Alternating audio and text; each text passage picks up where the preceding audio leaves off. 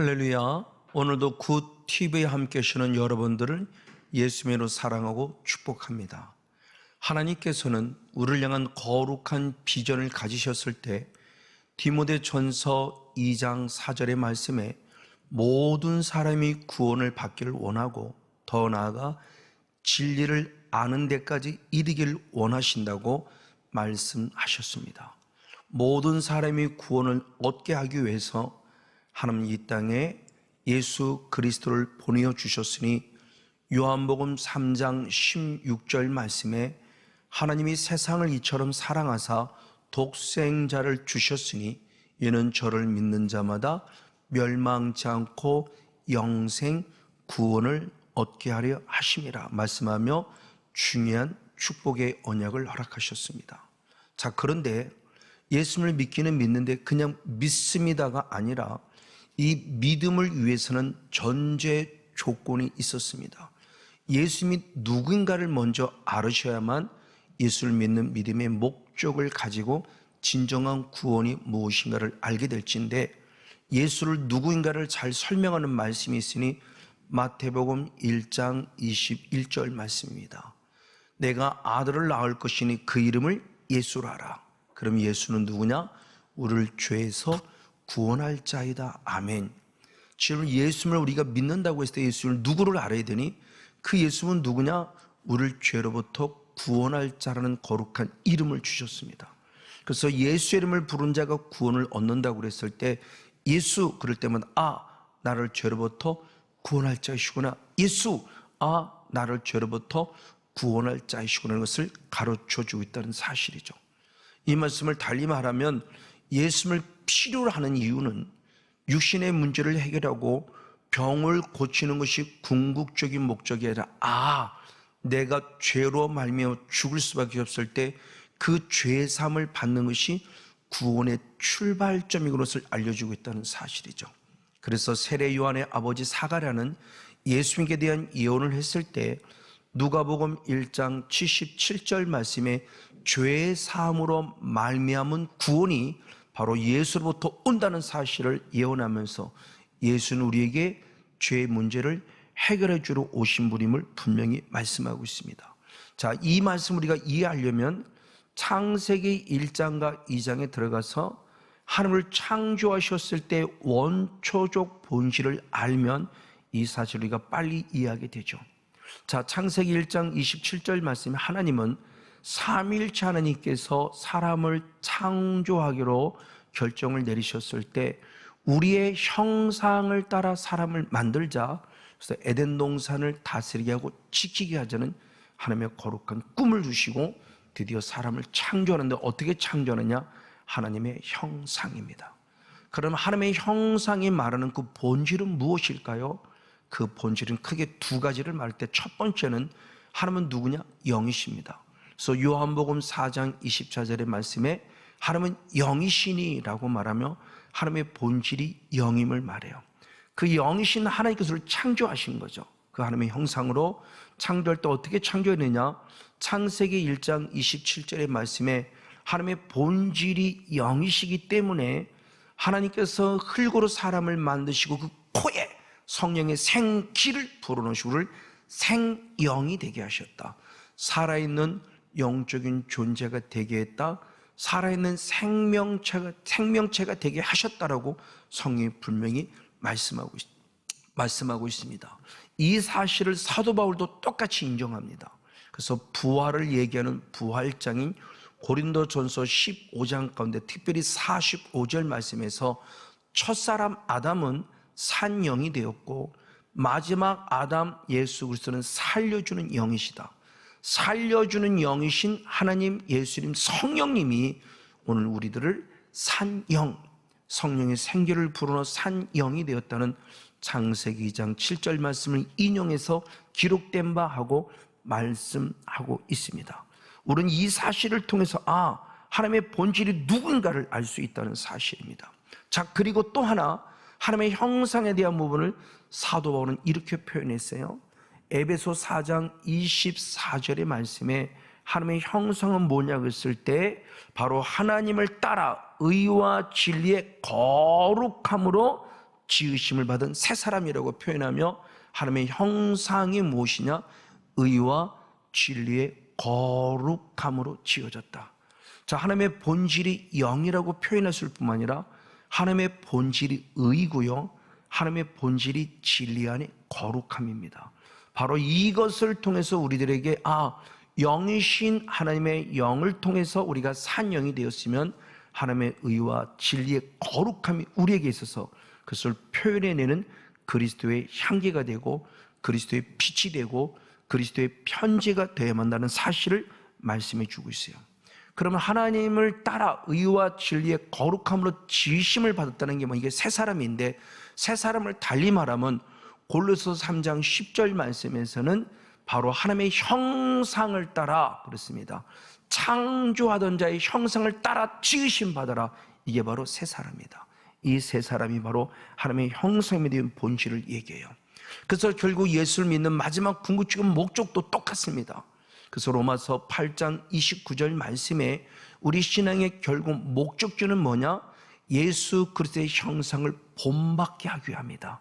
결국 우리의 예수를 믿었다는 것은 다른 것이 아니라 우리 안에 다가오시는 예수님, 그 예수님의 형상인 영이라는 산 영이 되어야 되고, 그리고 더 나아가 의와 진리의 거룩함으로 지으심을 받은 그리스도의 향기의 역할을 감당하는 것이 하나님의 형상으로 지음받은 우리들의 영의 실체임을 말합니다. 바로 이렇게 하나님의 형상이 회복될 때 베드로서 1장 4절과 11절의 말씀에 보면 하나님의 형상에 동참하는 자가 되길 원하고 그 사람이 하나님의 나라에 넉넉히 들어간다고 표현해요. 자, 이 말씀을 통해서 우리는 빨리 유추해 볼 때 하나님의 형상으로 지음받았다는 그 사실 자체가 이미 하나님의 자녀로서 택함 받은 것임을 알 수 있다는 거죠. 하나님은 아담과 하와를 지은 다음에 네가 나를 잘 믿으면 구원을 줄게가 아니라 하나님의 형상으로 창조할 때부터, 만들 때부터 이미 구원받은 하나님의 백성으로 택하여서 하나님의 형상이 있는 아담과 하와를 하나님의 자녀로 구원받은 백성으로 시작했다. 이것이 바로 하나님의 은혜다. 이 은혜로 우리가 구원받았다는 것이죠. 이걸 현재 우리가 살고 있는 모습에 적용시켜보면 에베소 2장 8절의 말씀이죠. 은혜로 인하여 믿음으로 말미암아 구원을 얻었나니 이것은 하나님의 선물이에요. 절대로 주신 하나님의 선물이 은혜예요. 그 은혜로 구원받은 것에 대한 부분을 분명히 말씀하고 있다는 사실이요. 이렇게 하나님은 자기 자녀들을 하나님의 품 안에 안아주시고 하나님의 형상으로 삼으신 자녀들을 축복하실 때 창세기 1장 28절 상반절의 말씀에 보면 생육하라 번성하라 충만하고 축복하셨어요. 그 생육하고 번성하고 충만하는 그 의미를 우리는 6을 보는 게 0으로 보고 있기에 그걸 영적으로 해석해 보면 에베소 5장 18절 말씀에 너는 술 취하지 말라 이는 방탕한 것이니 성령 충만받아라 라는 말씀으로 우리가 한번 적용해 볼 수 있다는 사실이죠. 그럼 성령 충만받으면 다 끝나냐? 아니다. 성령 충만받은 우리에게 주님이 사명을 주셨어요. 그 사명이 뭐냐? 역시 창세기 1장 28절 하반절 말씀을 보니 생육하라는 사명, 그리고 다스리라는 사명을 주셨어요. 그리고 창세기 2장 15절에 가서는 다스리고 지키라는 사명을 하나 더 주셨어요. 그러니까 성령 충만한 자는 우리에게 무엇을 말하냐? 정복해야 되고, 누군가가 대상이 있어요. 그를 다스려야 되고, 누군가 대상이 있어요. 그리고 뺏기지 않도록 지키라는 말씀이에요. 자, 이 말씀 우리가 한번 잘 다시 한번 이해를 하면은 우리에게 누군가 빼앗는 자가 있구나. 그래서 빼앗는 자가 있기 때문에 너는 정복을 당하지 말고 정복하라는 것이고, 다스림을 받지 말고 오히려 다스리라는 것이고, 빼앗기지 말고 지키라는 어떤 존재가 있음에 대한 부분을 말해요. 그러면서 그 존재, 즉 정복하고 다스리고 지킨다는 말을 달리 표현하면은 선악을 알게 하는 나무 열만큼 먹지 말아라. 먹으면 죽는다고 창세기 2장 17절의 말씀이 있는데, 그 죽는다는 것이 그냥 한 번 죽는다는 것이 정령 죽으리라 그랬을 때 죽음의 모습을 2번이나 반복합니다. 정령이라는 원어도 무투, 죽으리라는 원어도 무투예요. 무투, 진짜 죽는다는 것을 강조하는 거예요. 그 누군가에게 뭔가를 뺏겨버리면 내 산영이 죽은 영이 된다는 것을 성경님이 알고 있고, 그것 때문에 하나님께서는 우리들에게 성령 충만한 축복을 주셨고, 그리고 정복하고 다스리고 지키라고는 사명을 주셨음을 말씀 안에서 살펴볼 수 있습니다. 그럼 우리에게 빼앗는 존재는 누군가? 성경은 말합니다. 사단이라고요. 그래서 요한복음 10장 10절 상반절의 말씀에 보면 도적은 도적질하고 죽이고 멸망시킨다. 우리의 빼앗는 도적질은 자고 누구냐? 사단이다. 끊임없이 구원을 빼앗고 우리의 생명을 빼앗고 우리의 은혜를 빼앗아요. 대표적인 모습으로 누가복음 8장 12절의 말씀을 통해서 보면 길가에 있는 자는 말씀을 들은 자예요. 들을 자가 아니에요. 들은 자예요. 그러니까 하나님을 나름대로 믿는다고 하는 사람들이에요. 근데 그들 속에 누구한테나 마귀가 나와. 왜 마귀가 나오냐? 그 말씀을 믿어서 구원을 얻지 못하게 하려고 말씀을 빼앗았다는 영적인 원리를 주님은 알려줍니다. 아, 마귀란 존재가 와서 들을 말씀을 싹 빼앗아가는, 왜? 구원 얻지 못하게 하려고. 여러분, 이거 심각한 문제입니다. 들은 말씀 뺏기지 마세요. 길가 봐서 이렇게 마음이 강팍하고 완해서 빼앗겨서 결국은 구원의 반열에서 떠나가는 그런 안타까운 모습을 보여주고 있습니다. 그래서 주님께서는 우리에게 말씀할 때 성령 충만을 주시면서 마귀를 정복하고 다스리는 지키라고 했을 때 대표적으로 창세기 4장 7절 말씀, 하나님이 직접 가인에게 말했습니다. 가인아, 내게 죄의 소원이 있다. 죄 짓고 싶은 마음이 있다. 그러나 그 죄를 다스리라고 표현했어요. 우리는 죄를 다스려야 돼요. 악한 영을 우리는 싸워 이기는, 정복하는 자가 되어야 한다는 사실을 분명히 말씀해 주고 있습니다. 자, 이 사실을 통해서 사도 바울이 중요한 얘기를 했어요. 사탄이란 존재는 이게 무엇을 하냐 그랬을 때 로마서 7장 그리고 10절 11절 말씀에 생명에 이르게 하는 계명을 사망에 이르게 하는 계명으로 만들었다. 누가? 죄가 기회를 탔다. 그 죄는 우리가 단순히 마음으로 어떤 행위로 보면 죄를 말하는 게 아니라 죄짓게 하는 근원이 죄성, 다시 말하면 마귀죠. 죄성, 마귀가 기회를 타서 우리들에게 생명에 이르게 하는 말씀을 사망에 이르게 하는 말씀으로 완전 탈락시킵니다. 그래서 우리를 속였고 우리를 죽였다고 그래요. 이게 사단이죠. 아담과 하와가 죽는다는 말씀을 미혹시켜서 어떻게 되느냐? 죽을 따로 변질시켜서 생명이라는 계명을 결국 사망이라는 계명으로 타락시켜서 우리를 죽게 만드는 것이 사단이다라는 것을 분명히 성경이 말씀해 줘요. 맞아요. 바로 이런 부분들을 통해서 결국은 아담과 하와는 하나님의 나를 뺏깁니다. 그래서 창세기 3장 23절 24절의 말씀에 그 아담과 하와 사람들을 내어 쫓았다. 어디로? 에덴 동산에서 바깥으로. 자, 이 말씀을 달리 이해하면 창세기 1장 이전까지는 하나님의 형상으로 쥐어든 구원받은 백성이 됐잖아요. 근데 구원받은 백성이 말씀을 마귀에 뺏기면서 생명이라는 계명이 사망이라는 계명으로 타락하면서 결국 아담과 하와를 죽였어요. 즉 에덴으로 쫓겨났어요. 쫓겨난 것은 결국 뭐냐? 구원을 잃어버렸다는 겁니다. 하나님의 나라를 쫓겨났기 때문에 구원을 잃어버렸어요. 그래서 예수는 이 땅에 오셔서 분명히 말한 거예요. 누가복음 19장 10절 말씀에 나는 이 땅에 온 것은 중요한 얘기를 했어요. 죄인을 불러 회개시키러 왔다. 나는 의인을 온 것이 아니라는 겁니다. 이게 주님께서 이게 분명한 중요해요. 나는 잃어버린 자를 찾으러 왔다는 거예요. 구원을 잃어버린 자입니다. 은혜를 잃어버린 자입니다. 이걸 다시 말하면 하나님의 나라를 빼앗긴 자입니다. 그들을 찾으러 오셨다고 그래요. 근데 우리는 그냥 일상적인 모습의 전통적인 신앙에서 잃어버렸다는 것은 잠깐 길 잃어버려서 방황하는 사람 정도로 생각을 했어요. 그래서 방학 끝내고 빨리 계약하세요. 이렇게 우리가 해석도 했어요. 그러나 원어를 보면 그것이 아님을 발견하게 됩니다. 잃어버렸다는 그 원어가 아폴리미라는 원어인데 그 아폴리미라는 원어는 잃어버렸다는 뜻만 아니라 멸망받았다는 뜻도 있어요.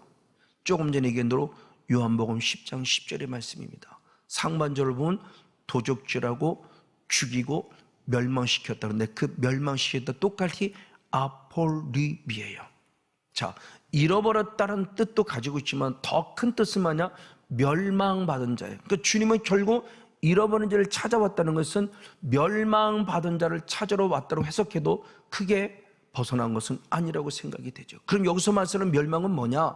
마태복음 10장 28절의 말씀에 우리의 영혼육을 지옥이 보는 하나님을 두려워라, 지옥에서 멸망시키는, 그 멸망시킨다는 아포리면의 원은 결국 지옥에 가는 멸망을 말하고 있다는 것을 염두에 두어야만 됩니다. 그럼 이 말씀을 이렇게 주는 이유가 뭘까요? 분명히 구원을 받았는데 마귀에게 말씀을 뺏기는 순간, 그렇죠? 마귀는 분명히 말씀을 뺏는다. 왜? 믿어서 구원 얻지 못하게 하려고 그런 것이 마귀예요. 아담과 하와를 말씀을 뺏었어요. 죽을까 하늘을 변질시켜서 결국 죽이는 겁니다. 산 영을 죽은 영으로 만들었어요. 에덴 동산 하나님의 나라 거하다가 쫓겨났어요. 세상이란 땅으로 나와서 이제는 영육간에 참 지친 삶을 살겠던 모습이에요. 근데 이것이 에덴 동산에서만 있는 것이 아니라 마지막 때도 있다고 사도 바울은 말합니다. 디모데전서 4장 1절 말씀에 중요한 말씀하셨어요. 만물의 마지막에 가까운 마지막 때에 성령께서 밝히 말씀하시기를 많은 사람이 믿으면서 떠난다. 왜? 미혹하는 영과 귀신의 가르침을 따랐기 때문이라고 그래요. 그러니까 에덴 동산에 이미 나타났던 마귀가 미혹하는 영의 귀신의 가르침을 따라서 정령 죽는다는 말씀을 죽을가로 변질시켜 산영을 죽은 영이 만들었어요. 그게 잃어버린 영, 멸망받은 영이. 근데 이것이 앞으로도 있다는 거예요. 성령께서 밝힌 말씀, 말이래, 마지막에 끝나래, 이것을 얘기해요. 이것이 중요한 의미를 가져요. 그래서 믿음을 지켜야 돼요. 믿음을 지켜야 돼요. 이게 지금 우리들이 영적 교훈의 중요한 핵심적인 부분입니다. 맞습니다. 바로 이 부분의 모습을 통해서 절규 우리는 회개수문에 성령 받아야 돼요. 그래서 사도행전 2장 38절의 말씀에 회개하라, 그리고 제사함 받아라, 성령을 선물로 받으라고 성경은 말해요. 그럼 왜 성령을 선물로 받아야 되냐? 마태복음 3장 8절의 말씀에 회개에 합당한 열매를 맺기 위함이에요. 회개로만 끝나면 안 돼요. 회개하면 죄사함 받고 성령을 선물로 받을 때 회개에 합당한 열매. 왜 열매를 맺어야 되느냐? 마태복음 7장 20절의 말씀에 열매를 볼 때 하나님이 나를 아신다고 했어요. 주님이 나를 아셔야 되는데 그러면 열매를 보고 아신다고 해요. 반드시 회개로 끝나지 말고 회개에 합당한 열매를 맺어야 한다는 사실이에요. 그 가운데 우리가 지금까지 바로 성령의 9가지를 먹었는데 사랑과 희락과 화평과 오래 참음이라는 말씀까지 우리가 지난주까지 말씀을 쭉 나누었어요. 그리고 5번째, 6번째 자비와 양선의 열매를 맺을 것을 말씀했습니다. 그럼 자비는 무엇을 말하고 양선은 무엇을 말하는 걸 살펴야 되겠죠. 먼저 자비라고는 단어는 크레스토테스라는 원어인데, 크레스토테스라는 원어는 자비, 우리는 성경은 지금 자비라는 단어로 사용되어 있고, 그리고 또 다른 번역본, 새 번역 성경을 보면 친절이라고 해석이 됐고, 킹제스 흠정역 번역본은 자비를 부드러움이라고 해석이 되었어요. 이것은 하나님의 형상의 대표적인 모습이에요. 그래서 크리스토테스는 선 또는 친절 또는 인자, 이렇게 해석이 되었어요. 그래서 대표적으로 로마서 11장 22절의 말씀에 하나님의 인자하심과 어미하심을 주의하라 그래요. 그 하나님을 보라고 할 때 그 인자가 바로 크리스토테스예요. 그럴 때 주님께서 말씀하기를 하나님의 인자에 거하면 바로 그 인자가 너에게 있으리라, 이 말씀이죠. 그래서 세 번역 성경과 연결시키면 하나님의 친절 안에 거하면 너도 친절의 은혜 속에 있을 것이라는 말씀이죠. 바로 그래서 이건 하나님의 귀한 성향의 모습의 그 자비하심, 주님의 인자하심, 주님의 선하심, 주님의 부드러움, 주님의 친절의 은혜가 우리에게 임하는 이 은혜, 이것을 우리에게 덧입고 우리도 그것을 나타낸다는 사실을 얘기해요. 그래서 대표적으로 시편 85편 7절의 말씀을 통해서 보면 하나님의 인자하심과 선하심이 우리를 구원했다고 성경은 표현해요. 주님의 인자하심이, 주님의 선하심이 우리를 바로 구원의 길로 인도해 주셨구나 라는 사실을 알 수 있습니다. 그리고 또 하나의 모습, 바로 양선입니다. 우리의 성경은 양선이라고 해석했는데, 양선이라는 원어는 무엇이냐? 아가도시네라는 원어예요. 그럼 아가도시네의 원어는 어디서 나오냐? 아가도스, 선입니다. 이 아가도스의 선은 하나님만이 가지는 선이에요. 그래서 대표적으로 마태복음 10장 18절 말씀에 하나님 외에 한 분 외에는 선한 이가 없다고 할 때 그 하나님의 선을 아가도스라고 말해요. 그 아가도스라는 원어 안에서 아가도시네라는 원어가 나와서 우리들에게 하나님의 선이 우리에게 이루어질 때, 양선, 가장 양질의 선이에요. 그 선을 통해서 우리들에게 하나님의 선의 열매를 맺을 것을 말씀하고 있습니다. 즉 이 하나님의 거룩한 자비라는 선과 양선이라는 이 선의 모습은 결국 뭐냐? 이제는 내 속에 옳은 대로 살아간다는 내가 아니라 하나님 보시기에 힘이 좋았더러 살아가는 삶을 말해요. 하나님의 본질은 가져온 선, 이 하나님의 선이 우리에게 임했고 그 선을 나타내는 도덕적인 탁월한 영성을 말합니다. 즉 세상 사람이 살아가는 윤리와 도덕을 뛰어넘는 타고난 영성으로 살아갈 것을 성경이 말씀하고 있다는 사실이에요. 그래서 로마서 3장 12절의 말씀에 바로 우리들의 모습을 말할 때 선을 행하는 자가 하나도 없다. 그 선이 아까 얘기했던 크리스토테스예요. 그러니까 선을 행하면 돼, 선을 행하는 자 하나도 없은 거예요. 그것이 결국 뭐냐? 야고보 4장 17절 말씀에 선을 행할 줄 알고도 선을 행하지 않으면 그것이 뭐냐? 죄다라고 표현하는 거예요. 바로 이 모습을 통해서 지금 우리들에게 어떤 영성으로 살아갈 모습인 것을 말씀해줘요. 하나님을 창조하신 목적이고 성령을 주신 목적이에요. 하나님을 구원하신 목적이에요. 그래서 에베소 2장 8절 9절의 말씀에 아까 앞에 나눈 대로 하나님의 선물로 구원을 받았어요. 그럼 행위로 구원받은 아니요, 하나님의 은혜로 구원받은 거. 그러면 그것으로 끝나냐? 아니다. 나를 구원하신 목적이 에베소 2장 10절의 말씀일 때 주님의 나를 만드신 바라, 즉 구원하신 바라, 다시 나를 하나님의 자녀로 창조하신 바라. 왜? 하나님의 선한 일을 행하게 하기 위함이다. 구원은 하나님의 은혜로 구원받지만 구원받은 우리는 하나님의 선한 일을 이루는 행함 있는 자가 되야 된다. 바로 그것이 주님의 자비의 은혜요, 우리 신 양선, 주님의 선의 은혜임을 말해요. 더 나아가 성경을 쓴 목적 똑같아요. 디모데 3장 17절 말씀에 16절부터 말씀을 보면은 성경은 하나님의 감동으로 된 것으로 교훈과 책망과 바르게 함과 의로 교육해 유익하니, 왜? 17절 말씀입니다. 선한 일을 행하게 하기 위함이다. 아멘. 하나님의 의를 힘입은 자, 구원받은 자녀는 이 선한 일을 이루어드리는 자비의 은혜, 양선의 은혜의 열매가 나타난다는 것을 느껴요. 대표적으로 그 모습은 그게 바로 영적 싸움이에요. 그래서 디모데후서 6장 12절 말씀에 믿음의 선한 싸움을 싸우라, 그래서 영생을 취하라, 이를 부르심을 입었다고 그래요. 바울 역시 똑같이 고백해요.